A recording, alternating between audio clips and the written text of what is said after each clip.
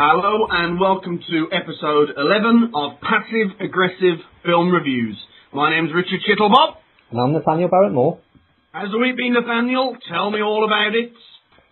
I've been spending some time with the homeless, Richard. Right. I've spent 2 nights on the street in Birmingham city centre. Voluntarily? Voluntarily, of course. Right. I've took my sleeping bag into the city and decided to spend some time with the people there who were unfortunate not to have a home. Are you trying to develop as a human being? There is that aspect, Richard, I have to admit. Yeah. It's been a learning process and it's been an education of sorts. What have you learned? Only for 2 nights, so the full experience can't really be learned from, but it was 2 nights nonetheless. So you did 2 nights? Indeed. So it means nothing, does it? It's totally irrelevant. I wouldn't say it means nothing. Have you ever spent 2 nights on the street, Richard? No, because I'm not a hypocrite. Well, unless you're going to spend 2 nights, I suggest you shut your face. Okay, go on. It was great to see the humanity of people, which I have to say. Uh-huh. Yeah, after 2 nights of being spat at and verbally abused. And I had the unfortunate incident of one drunk guy even tried to shit on them. Well, if you will spend time with the homeless, Nathaniel, that is what they're like. I don't think that's a normal course of action for people to interact with other people, that they try to shit on them, Richard. But homeless people will try and shit on you. No, I don't think he was homeless himself. He'd just come out of the pub roaringly drunk. Right. Decided to display some kind of display of power, or whatever his motivation was, and thought it'd be a wise crack in front of his mates to take a dump in front of somebody who's having a bad time. On his person. And is this real? Person was me. Is this real? Of course it's real, that's why I'm telling you. So, a man... Was he a man or a boy? Boy man. A boy man. A boy man emerged from a hostelry of some sort. Indeed. Worse for wear. Incredibly. And defecated in front of you. Well, he tried to, Richard. He tried to. I mean, thankfully, I had a stick by my side, and so I saw the turd begin to emerge from his anus. Ooh. I jabbed at it and shoved it back up his sphincter. Oh dear. So he vomited on me instead. I don't know where to go with this, Nathaniel. Well, you've sideswiped me. My faith in people has been fully justified, has it not? What a wonderful race that we live amongst. Well, you're normally one banging on about the milk of human kindness. I'm trying to be ironic as shit. Oh.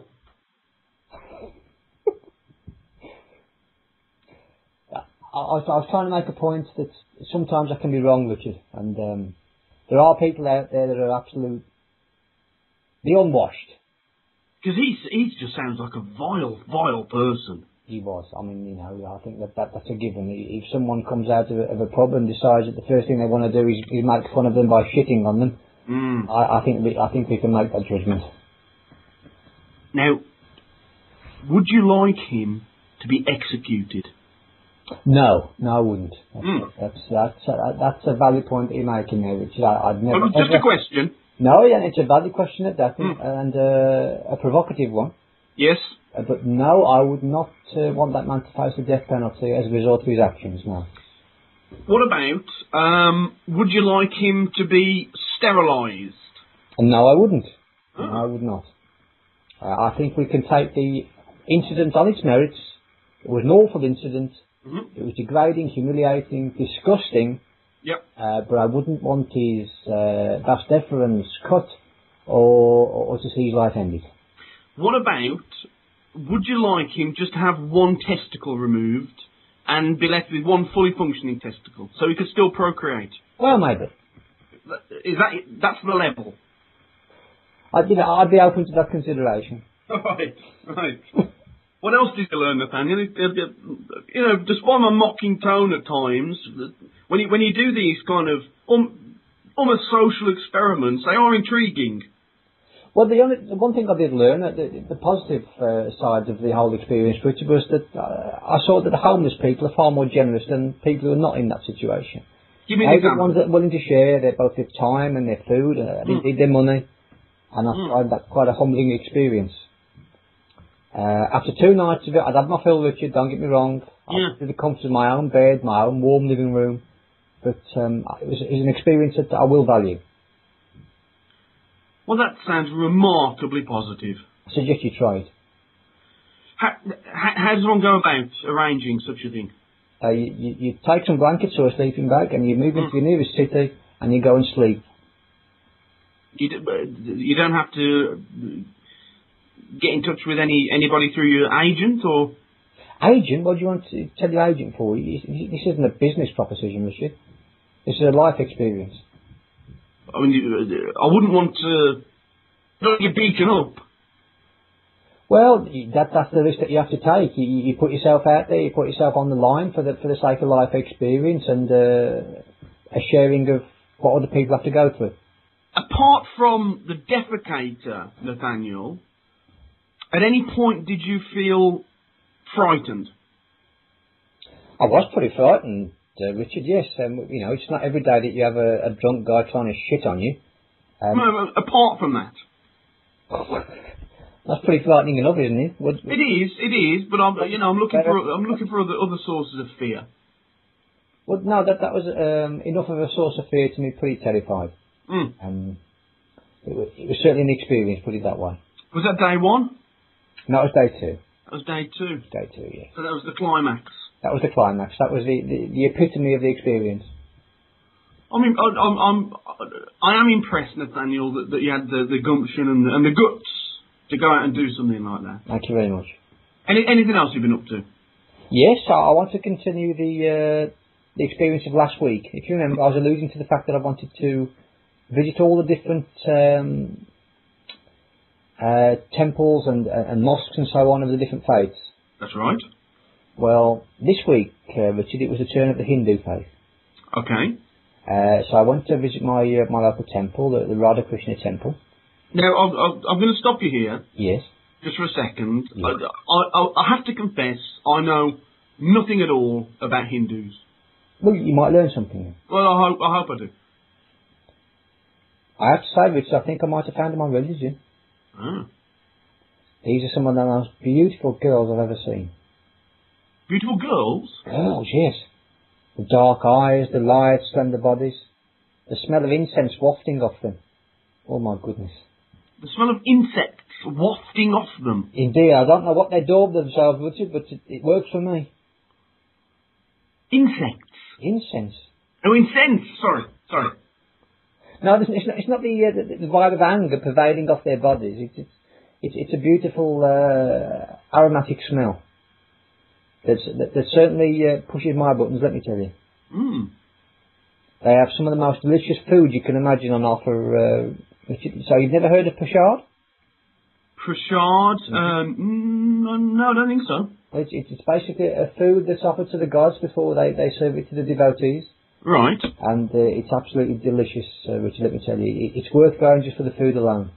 Is it like Angel Delight?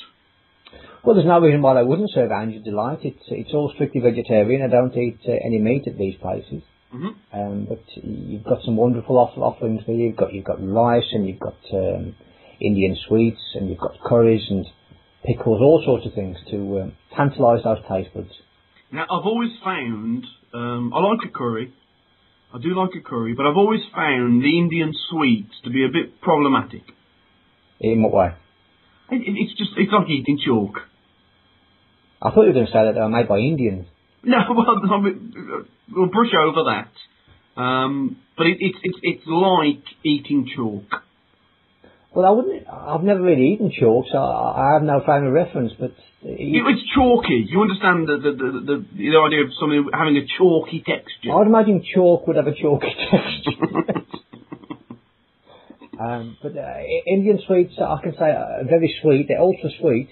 Well, they are. If you're not a person with a sweet tooth, if you're a savoury kind of guy, then that wouldn't be the thing you want to be imbibing. But I do like. I've got a sweet tooth, and sometimes when I make a cup of tea, I'll put one sugar in my tea, and I'll have a secret spoonful of sugar.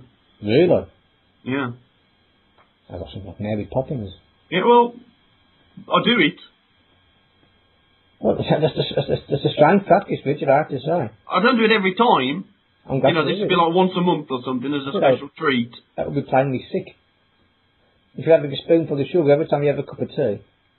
Well, I drink 6 cups of tea a day. Yes. Each one contains 1 spoonful of sugar. But without the extra. And once a month, right, I will allow myself... it's your indulgence. You see what I mean? I see what you're saying. There we go. But if I can just continue a little bit more about the experience. Please do. It's a strange bunch that they've got going to these places, Richard. They practice their worship by kneeling in front of them and putting garlands around statues. And they are weird-looking statues as well. You've got elephant gods, goddesses with 8 arms, and you've got something that look like a fish. Yes. I was beginning to wonder if those magic mushrooms were still having an effect. Yes. Vishnu. That's one of their gods, isn't it? Vishnu. Indeed. I was close. You were close. It was a noble. I'm such a pedant. You are. It was a noble attempt, though, so I'll reward you for that. Yes, Vishnu is one of their prominent deities. Mm-hmm. What guise he takes, I'm really not sure. I didn't look into it all that deeply. But it was a fantastic experience, and one I would definitely be repeating. Now, what language did you communicate in? English. Oh, they speak English? They do. A lot of these people that come over here, Richard, they do take the time to learn the language. And most of them did. And the ones I spoke to had fantastic English. Men or women? Both. You had 50% men, 50% women. It was an equal congregation.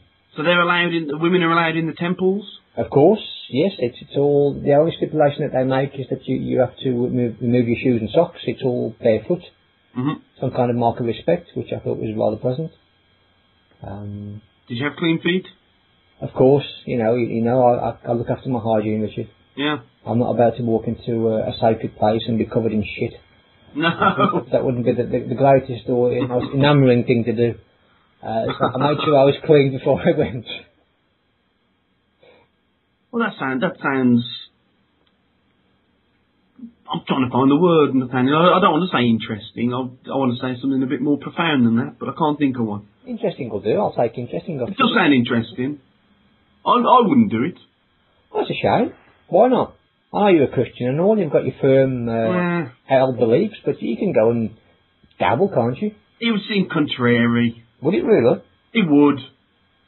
You could maybe even claim a sense of superiority. I couldn't approve.